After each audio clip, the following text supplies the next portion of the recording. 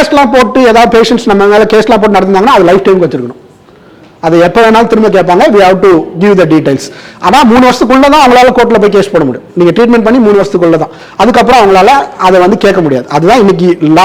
கண்டிப்பாக அதுக்கு நமக்கு ஒரு ப்ராப்பர் சிஸ்டம் இருக்கணும். அவங்க எப்போ வந்தாங்க என்ன பண்ணாங்க நமக்கு தெரியணும்ல. நம்மளுக்கே ஞாபகம் இருக்காதுல்ல. பேஷண்ட் நிறைய பேர் வந்துட்டு 6 வருஷத்துக்கு முன்னாடி பண்ண ட்ரீட்மெண்ட்டை வந்துட்டு சார் 1 மாதம் இருக்கும் சார், சார் 2 மாதம் இருக்குது சார் அப்படிலாம் சொல்கிறவங்களா இருக்காங்க. நம்ம கரெக்டான பேமெண்ட்டும் கொடுத்தாங்க கொடுக்கல அப்படிங்கிறது.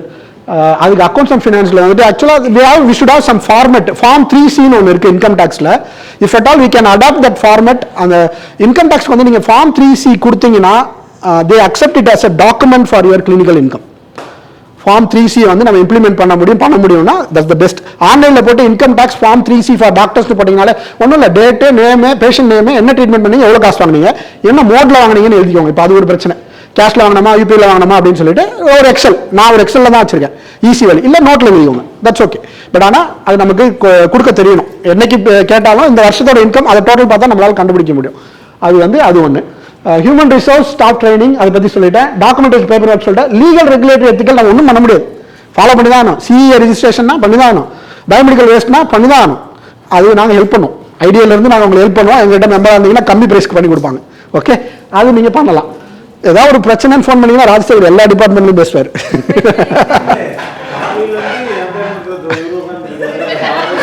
சொல்கிறேன் வரேன் சார். ஓகே இல்லை ஓகே தானே சார்? சார் ஓகே தானே சார்? எனக்கு சார் இருக்கிறது தான் கொஞ்சம். அப்புறம் வந்து மெஷரிங், ட்ராக்கிங், பெஞ்ச் மார்க்கிங். நான் எங்கே இருக்கிறேன்னு தெரிஞ்சால் தான் நான் எங்கே போகிறேன்னு தெரியும். நம்ம எத்தனை கேஸ் பண்ணுறோம், எத்தனை நியூ பேஷண்ட் வராங்க, எத்தனை நியூ ஓல்டு பேஷண்ட் வர்றாங்க, எத்தனை ஃபில்லிங்ஸ் பண்ணேன், எத்தனை ரூட் கேனால்ஸ் பண்ணேன், எத்தனை ஆன்லைஸ் கொடுத்தேன், எத்தனை வைட்டல் பல்ப் ட்ரீட்மெண்ட் பண்ணேன், எல்லாமே எனக்கு தெரிஞ்சாதான் நான் அடுத்து வந்து நான் வந்துட்டு ஒரு எய்ம் வச்சுக்க முடியும், அதை நோக்கி ஒர்க் பண்ண முடியும். கோலே இல்லாமல் போக முடியாதுல்ல. இந்த நம்பர்ஸ் வந்துட்டு நம்ம மேட்ச் பண்ணி ஒர்க் பண்ணுறதுக்கு நமக்கு வந்து ஏதாவது ஒரு மெஷர்மெண்ட் சிஸ்டம் வேணும், ட்ராக்கிங் வேணும், அதுக்கு ஒரு பெஞ்ச் மார்க் வச்சுக்கணும். அப்போ தான் அதை ரீச் பண்ணி நம்ம போவோம். இல்லைனா will not work towards that. இது எல்லாத்துக்குமே நமக்கு வந்து ஓவராலாக மேனேஜ்மெண்ட் கற்றுக்கணும். இது எல்லாம் கரெக்டாக பண்ணிட்டோம்னா, என் எய்ம் அது, ஆசை அது, 9 கரெக்டாக பண்ணி முடிச்சிட்டேன்னா உட்காந்துக்கிட்டு மேனேஜ்மெண்ட்டும் பண்ணுவேன். அதுக்கு ஒரு ஆள் ஒருத்தரை கூட ஒன்றுக்கு அப்பாயிண்ட் பண்ணலாம். அப்பாயிண்ட் பண்ணிட்டு அவங்கவுங்கள அதை பார்க்க சொல்லி இல்லை ஒரு 3 பேரை வச்சு பிரித்து கொடுத்துடலாம். நம்ம மேனேஜ்மெண்ட் மட்டும் பண்ணிட்டு நம்மளால நல்லாவே சம்பாதிக்க முடியும். ஸோ அதுதான் இந்த 10ல் வந்து இன்னைக்கு நான் சொல்ல நினைச்சது வந்து 4th டாபிக் R&D. அதுதான் நான் யோசிச்சது. இப்போ வந்து டென்டிஸ்ட்ரி பியாண்ட் ரொட்டீன் கேர் நான் சொல்றது வந்து moving beyond scalings and fillings, offering complete care. என்னென்ன பாசிபிலிட்டி இருக்கோ அதை பேஷண்ட்ஸ்க்கு கொடுக்குறது.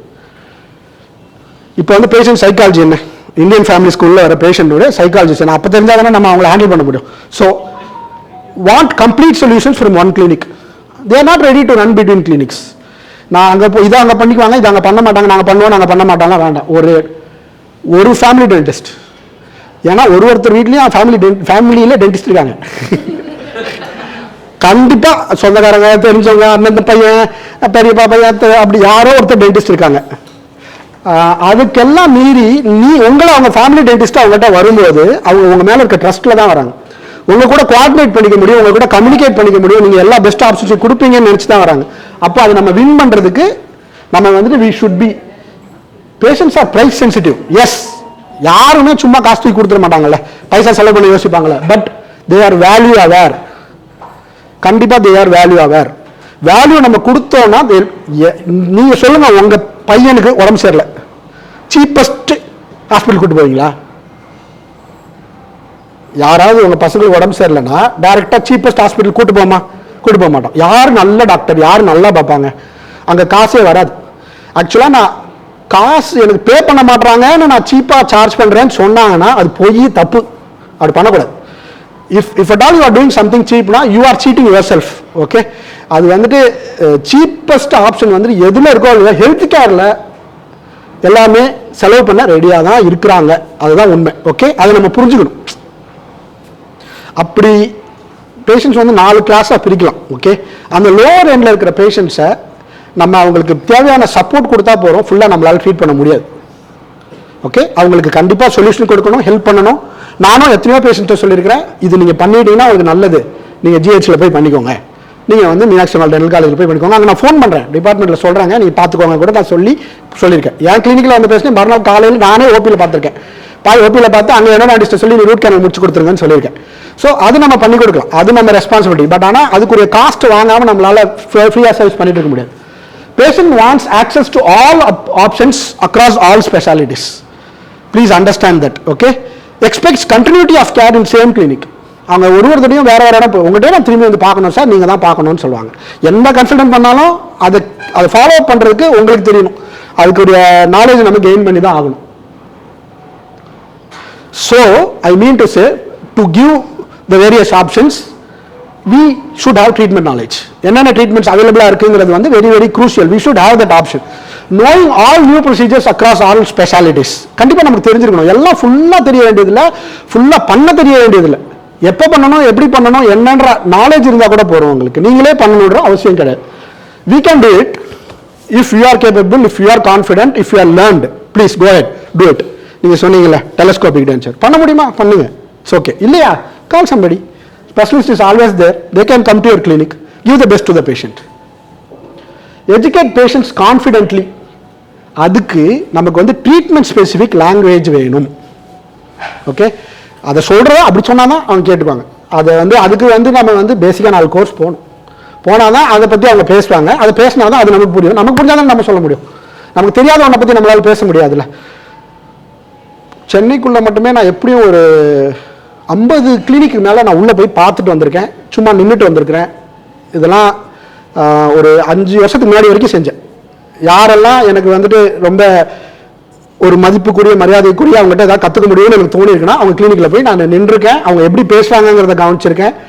நான் போய் மீட் பண்ணிட்டு வந்திருக்கேன். ஏன்னா அதுலேருந்து I had learn small things. அது எல்லாமே எனக்கு ஹெல்ப் பண்ணியிருக்கு. So treatment specific language mastery is very very important. அதுக்கு வந்துட்டு பேசிக்காக சிடி ப்ரோக்ராமாவது வரும். அதுக்கு வந்துட்டு நீங்கள் பெரிய ஒர்க் ஷாப் போக வேண்டாம், பெரிய கோர்சஸ் போக வேண்டாம். பட் ஆனால் பேசிக் சிடி ப்ரோக்ராமாக வந்தீங்கன்னா அது என்னன்னு தெரியும். அதை பற்றி பேசும்போது அந்த ஆப்ஷன் கொடுக்கறதுக்கு உங்களுக்கு மைண்டில் வரணும்னா அதுக்கு ஒரு நாலேஜ் இருக்கணும்ல, பேசிக் நாலேஜ். அங்கே தான் நாங்கள் நிற்கிறோம், சிடி ப்ரோக்ராம் பண்ணுறோம். Okay, we are regularly doing that. Thank you. நான் இங்கே உள்ளே வந்தது, ஐடியாக்குள்ளே வந்தது அந்த தேடலில் தான். ஏன்னா இவ்வளோ ஒரு ஆக்டிவான ஒரு பிரான்ச்சு இது நான் வரக்கு முன்னாடியிலேருந்து அப்படி தான் இருக்குது. சூப்பராக பண்ணிக்கிட்டு தான் இருந்தாங்க, பிரமாதமாக பண்ணியிருந்தாங்க. அந்த ஆசையில் தான் நான் உள்ளே வந்தேன். இப்படி ஒரு ஆக்டிவான ஒரு பிரான்ச்சு எங்கே எனக்கு தேவையான நாலேஜ் கிடைக்குதுன்னு தான் நான் இங்கே உள்ளே வந்தேன். உள்ளே வந்ததுக்கப்புறம் இவ்வளோ ஆக்டிவாக பண்ணுறவங்களுக்கு நம்ம என்ன பண்ண முடியும் தான் நான் கொஞ்சம் கொஞ்சமாக கான்ட்ரிபியூட் பண்ணி அவங்களா என்னை கூப்பிட்டு வந்து இங்கே நிற்க வச்சிருக்காங்க. ஸோ இது வந்துட்டு திஸ் ஹஸ் ஹேப்பன் ஒரு பீரியட் ஆஃப் டைம். ஸோ நமக்கு ப்ரோக்ராம்ஸ், கோர்சஸ், ஒர்க் ஷாப், என் ஃப்ரெண்டு ஒருத்தர் இருக்கான், எனக்கு கிளி பண்ணுவான். எங்கேயாவது ஏதாவது கோர்ஸ் நான் பொட்டு தூக்கிட்டு கிளம்பிடுறா இப்படியே சொல்லுவான். அவன் இன்னும் அவன் பண்ணிட்டு இருக்க டென்டிஸ்ட்ரிக்கும் நான் பண்ணிட்டு இருக்க டென்டிஸ்ட்ரிக்கும் I know what I'm doing. Okay, நான் எவ்வளோ சூப்பராக பண்ணிட்டு இருக்கேன்னு எனக்கு தெரியும். நான் அன்னைக்கு நான் பண்ண டென்டிஸ்ட்ரிக்கு இன்னைக்கு பண்ண டென்டிஸ்ட்ரிக்கு எனக்கு அவ்வளோ சந்தோஷமா இருக்கு. ஆக்சுவலாக ஒரு ஃபில்லிங் கிளாஸ் 2 பண்ணாலே ஹாப்பியாக இருக்கும். முடிச்சிட்டேன்டா, போஸ்ட் ஆப் பைப்பிங் எடுத்து பார்த்து கரெக்டாக வந்துச்சு, அந்த அளவுக்கு இன்னைக்கு நல்லா பண்ணுறாரு, சந்தோஷம் வந்து பண்ணிட்டு இருக்கிறோம். So programme, courses, workshop, CD programmes, இதில் போய் நம்ம என்னெல்லாம் கற்றுக்கலாம், ஆப்ஷன்ஸ் தெரிஞ்சுக்கலாம். We can learn the options. நம்ம அப்டேட்டடாக இருந்துக்கலாம், மைண்ட் செட் வந்து அப்டேட்டட் ஆகிடும், ஸ்கில்லில் ஒரு கான்ஃபிடன்ஸ் வரும். ஒர்க் ஷாப் போனால் கண்டிப்பாக will start doing the treatment. இந்த சீக்ரெட் மட்டும் நமக்கு தெரிஞ்சால் ரொம்ப easy. No the procedure, you educate the patient. நான் பண்ணுறேன், இல்லை ஸ்பெஷலிஸ்ட் பண்ணுறாங்க, பட் ஆனால் you know the procedure and you educate the patient on the treatment. எல்லாருக்கும் எல்லா ட்ரீட்மெண்ட் தெரியாதுல்ல, ரூட் கேனாலே தெரியாமல் தானே இருந்துச்சு. அப்போல்லாம் உட்காந்து ரூட் கேனாலே எக்ஸ்பிளைன் பண்ணிட்டு தான் இருந்தோம். ரூட் கேனால்லாம் இப்போ வரும்போது பேசி கேட்குறாங்க, சார் ரூட் கேனால் பண்ணிடலாம் சார். ஸோ அது மாதிரி நம்ம எஜுகேட் பண்ணோம்னா நாளைக்கு நிறைய பேர் வருவாங்க. அதை நம்ம பண்ணிடணும். பேஷண்ட்டை வந்து பெர்சுவேட் பண்ண வைக்கணும், நம்ம புஷ் பண்ணக்கூடாது. நம்ம கைட் பண்ணணும், சொல்லணும், எது நல்லதுன்னு ஒத்துக்கணும், எத்திக்கலாக அவங்கள கேஸை அக்செப்ட் பண்ண வைக்கணும். ஆனால் அதுக்காக நான் வேணான்னு சொல்கிறவங்க இல்லை நீங்கள் பண்ணி சொல்லுவாங்க, அங்கே தான் ஃபைல் உடையும், அங்கே தான் பிரச்சனை ஆகும். அதனால எப்பவுமே அந்த மாதிரி புஷ் பண்ணி பண்ண வேண்டாம். சார்ஜ் குட் ட்ரீட்மெண்ட் ஃபீஸ், நல்ல தேவையான அளவுக்கு சார்ஜ் பண்ணுங்க. பர்பஸ் என்ன, பெஸ்ட் கேரும் கொடுக்குறோம், இன்கமும் ஃபேராக இருக்கு. ஓகே, கடைசியில் நமக்கு இன்கமும் தானே முக்கியம். ஸோ அதையும் நம்ம மைண்ட் பண்ணி தான் ஆகணும். ஸோ நம்ம ரொட்டீன் டென்டிஸ்ட்ரிலேருந்து வேல்யூ டென்டிஸ்ட்ரிக்கு மாறலைன்னா 1000ல் ஒருத்தராக தான் இருப்போம். இப்படியே இருந்துட்டு இருந்தோம்னா இவ்வளோ டென்டிஸ்ட் வந்துட்டு இருக்கோம்ல, அதுக்குள்ளே நம்ம ஒரு டிஃபரன்ஸ் கிரியேட் பண்ணலன்னா நம்ம எப்படி அடுத்த லெவல் போக முடியும்? So we should think about going to value dentistry. நான் இதை தனியாக ஸ்லைடாக போட்டு எம்பசைஸ் பண்ணணும்னு நினச்சேன். growth through right care. Not over treatment. I am not talking about over treatment anywhere here please. நான் வந்துட்டு தேவையில்லாதவங்களுக்கு தேவையில்லாத ட்ரீட்மெண்ட் இமெயில் இருக்குங்கிறதுக்காக ட்ரீட்மெண்ட் பண்ணக்கூடாது. ஓகே, அதை பற்றி நான் பேசவே இல்லை. தேவையான ட்ரீட்மெண்ட் மட்டும்தான் பண்ணணும். ஆனால் அந்த பேஷண்ட்டுக்கு என்ன நல்லது பண்ணி என்ன நீங்கள் அதில் சம்பாதிக்க முடியுங்கிறத நீங்கள் யோசிக்கணும். இது வேலை இவ்வளோ ரெக்கார்ட் ஆகுது, சம்பாதிக்கணும்னு பேசிகிட்டு இருக்கிறேன். பேஷண்ட்ஸ்லாம் கேட்டு போகிறாங்க.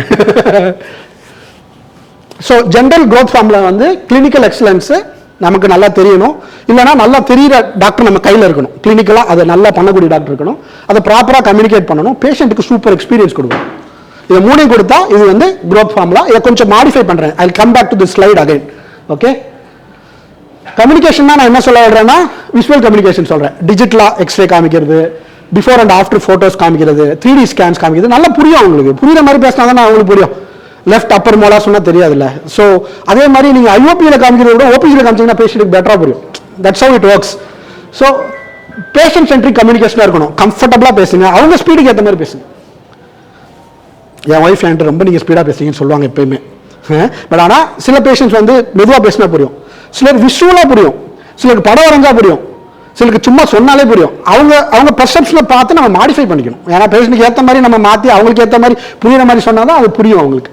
ஸோ அவங்க ஸ்பீடு அது இது நம்ம வந்துட்டு பேஷண்ட் சென்ட்ரிக்காக பேசும்போது அதோட டியூரபிலிட்டி பற்றி பேசணும், அதோட ஈஸ்தட்டிக்ஸ் பற்றி பேசணும். காஸ்ட் சென்ட்ரிக்காக பேசக்கூடாது.